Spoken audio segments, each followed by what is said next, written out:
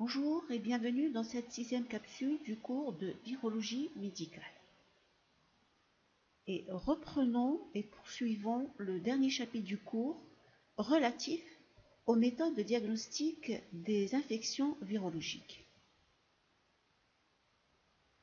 Alors, après avoir vu les méthodes de diagnostic direct dans la capsule précédente, dans cette capsule, nous allons nous intéresser aux méthodes indirectes. Alors, ces méthodes indirectes, ce sont en fait différents tests sérologiques mis en œuvre et permettant de déceler dans le sang du malade ou du patient les anticorps synthétisés en réaction à une infection virale.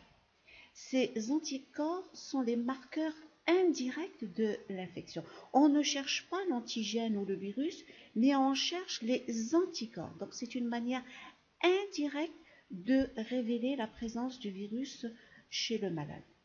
Et comme pour toute infection, on distingue les IgM qui sont les marqueurs d'une infection aiguë, c'est-à-dire récente, car ce sont les tout premiers types d'anticorps à être synthétisés après une infection.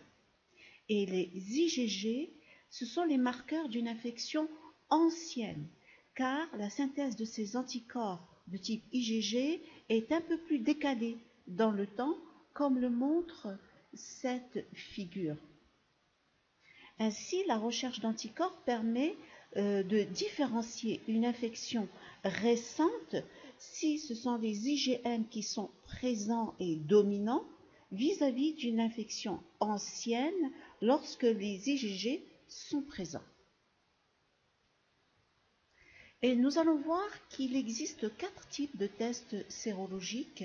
Ce sont le test d'agglutination, nous verrons le test de fixation du complément, le test ELISA et le test de Western blot. Commençons par le test d'agglutination, qui est une réaction que l'on observe entre antigène et anticorps. Le principe de cette réaction est le suivant. D'une part, nous avons des particules synthétiques, telles qu'ici ce sont des particules de latex. Ça peut être également des particules de charbon. Sur ces particules synthétiques ont été fixés les antigènes de virus, ici que j'ai représenté en vert. Ces particules de latex sont donc des supports artificiels des antigènes viraux. À ces particules, on ajoute le sérum du malade contenant les anticorps spécifiques. Ces particules vont être agglutinées sous l'action des anticorps. L'agglutination, c'est une agrégation, c'est-à-dire la formation d'un amas des particules. Et cet amas ou cette agglutination est même visible à l'œil nu. Ce test est même réalisé sur une lame, une simple lame. À gauche, on observe une agglutination des particules. Le test est donc positif. À droite, on n'observe pas d'agglutination. Le test est négatif. Alors, exemple d'application, c'est la recherche des anticorps antivirus de la rubéole. Une autre variante du test d'agglutination qui repose exactement sur le même principe, c'est l'hémagglutination, dans laquelle le support des antigènes est cette fois-ci non pas des particules synthétiques, mais des hématies de mouton. Et l'hémagglutination est quant à elle réalisée non pas sur une lame, mais dans des microcupules en U, qui ont une forme en U. En absence d'anticorps spécifiques, les hématies mélangées au sérum du malade vont se déposer au fond de la cupule. Elles glissent, les hématies sont lourdes, et comme la cupule est en forme de U, elles glissent et vont aller se concentrer au centre, au fond et au centre de la cupule. Ces hématies ne restent pas en suspension dans le sérum. Donc, vu du haut, elles forment un bouton rouge au centre de la cupule. Et en présence d'anticorps spécifiques dans le sérum du malade, les hématies s'agglutinent sous l'action des anticorps. Elles ne se déposent pas au fond du tube ou de la cupule. Et vues du haut, les hématies forment un voile comme ceci. L'hémagglutination est réalisée sur une plaque comportant des microcupules. On distingue bien à l'œil nu les tests positifs où il y a formation d'un voile, des tests négatifs où il y a formation d'un bouton rouge au centre. Et l'hémagglutination peut être quantitative, c'est-à-dire le sérum du malade est dilué et le test d'hémagglutination est effectué pour chaque dilution du sérum. Et à partir des résultats, on détermine le titre agglutinant, qui est l'inverse de la dernière dilution donnant une réaction positive. Si c'est à la dilution 1/4, on dit que le titre est 4. Si c'est à la dilution au 1/8, on dit que le titre est 8. Dans notre exemple, la dernière dilution donnant encore un test positif, c'est la dilution 1/32. Donc le titre est 32. Un autre exemple, ici, dans cet exemple, la dernière dilution où l'on observe encore un voile, même s'il est réduit, nous avons un bouton, mais autour nous avons encore un voile réduit. Cette dilution, on l'observe à la dilution 1/2560, donc le titre est 2560.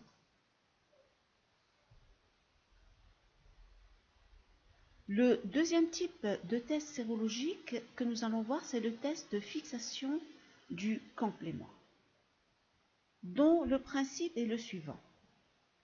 Prenons le sérum d'un malade contenant les anticorps spécifiques, anticorps antivirus, auxquels on ajoute les antigènes viraux du commerce, c'est le réactif, ici en bleu.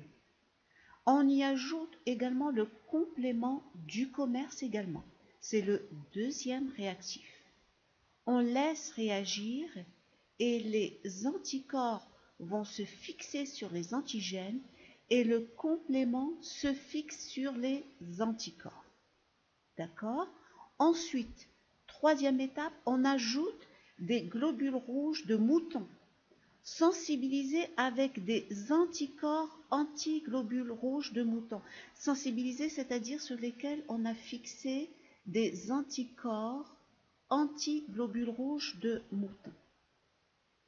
Et ces anticorps antiglobules rouges fixés sur les ne provoquent pas de lyse des globules rouges tant qu'il n'y a pas de complément. Pour qu'il y ait lyse des globules rouges, il faut des anticorps plus complément. Ça, c'est très important à comprendre. Et s'il n'y a pas d'hémolyse des globules rouges de mouton, c'est que les compléments ont été mobilisés par les anticorps du malade. Le test est donc positif. En résumé, le test est positif quand il n'y a pas d'hémolyse des globules rouges de mouton. A l'inverse, si le sérum du malade ne contient pas d'anticorps et si l'on ajoute les mêmes réactifs antigènes en bleu et compléments en orange et que par la suite on ajoute les globules rouges de mouton sensibilisés, ici les compléments sont libres et disponibles. Ils vont donc se fixer sur les globules rouges, sur les anticorps antiglobules rouges de mouton et vont provoquer l'hémolyse. À ce moment-là, le test est négatif. Donc, en résumé, pas d'hémolyse, c'est que le test est positif. Hémolyse, c'est que le test est négatif. Troisième type de test sérologique, c'est le test ELISA. Alors, le test ELISA en sérologie, et attention, différent du test ELISA que nous avons vu pour la recherche des antigènes viraux.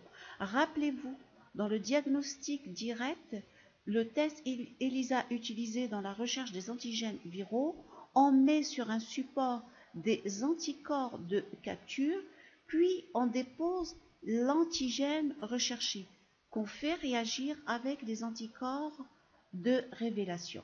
Donc ici, on recherche l'antigène. Alors que ici, on teste, dans le test sérologique, c'est différent. Sur le support, c'est l'antigène connu, c'est le réactif, qui est fixé sur le support, auquel on rajoute le sérum du malade contenant des anticorps spécifiques. Donc ici, ce que l'on recherche, ce sont les anticorps spécifiques. Puis, on rajoute les anticorps de révélation couplés à la peroxydase. Tout à l'heure, c'est l'antigène qui est recherché.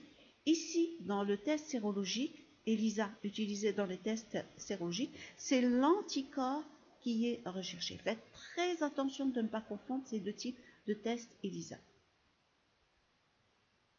Alors, le test ELISA présente de nombreux avantages. C'est un test rapide, très sensible, beaucoup plus sensible que le test d'agglutination, et il permet de discerner les anticorps de type IgM de ceux de type IgG. Pour différencier entre les deux, c'est simple, on utilise deux types d'anticorps de révélation, soit des anticorps anti-IgM ou des anticorps anti-IgG. Et en plus, ce test est automatisable. On l'utilise notamment pour le sérodiagnostic de nombreuses infections virales, notamment pour le sérodiagnostic du sida et également pour le sérodiagnostic de l'hépatite C et autres.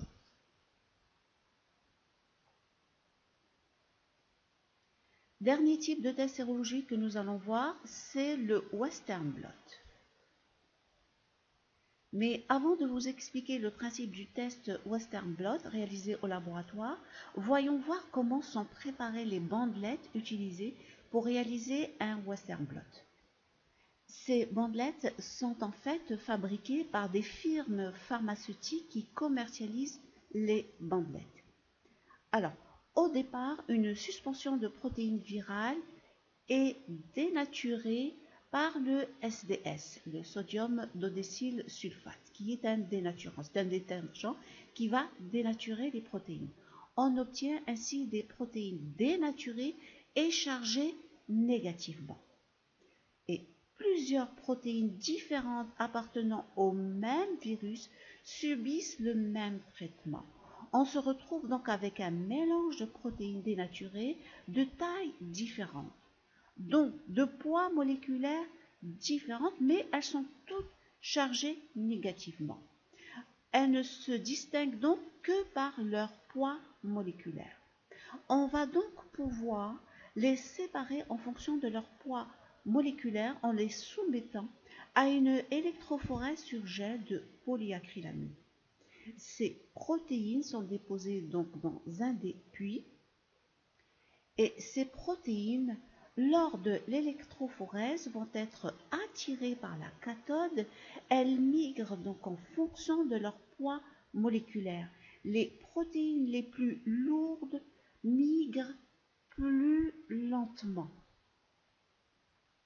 Et à la fin de l'électrophorèse, les protéines contenues dans le gel sont transférées sur une membrane de nitrocellulose.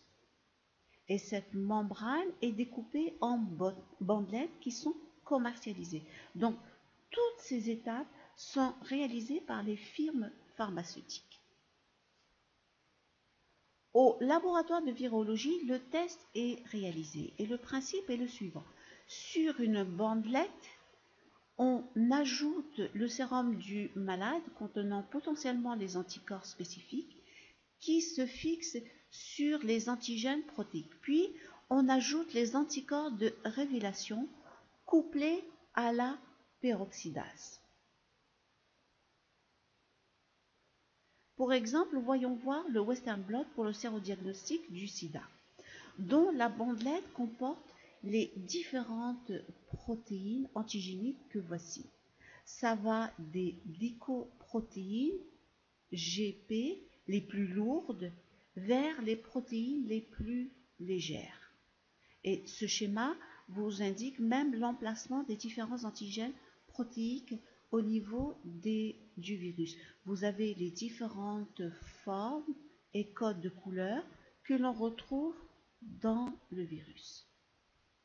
Et voici une photo du Western blot de différents sérums du malade.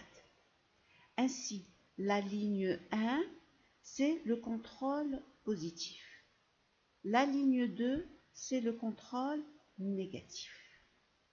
Et vous avez les 3 sérums de malades différents notés A, B et C. Et chaque fois que vous faites un test sérologique, il faut toujours le comparer par rapport à un contrôle positif et un contrôle négatif. C'est très important. Donc, vous avez l'échantillon A, il est négatif, même résultat que la ligne de contrôle négatif. L'échantillon C, il est positif. Par contre, l'échantillon B, il est indéterminé. Vous avez un résultat négatif par rapport aux glycoprotéines les plus lourdes.